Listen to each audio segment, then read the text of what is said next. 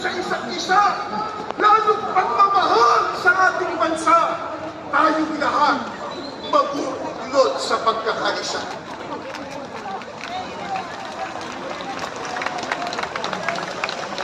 Mga kababayan, mga kapatid, mahalin po natin ang ating kapwa. Mga kababayan, mga kapatid, mahalin po natin ang ating bansa.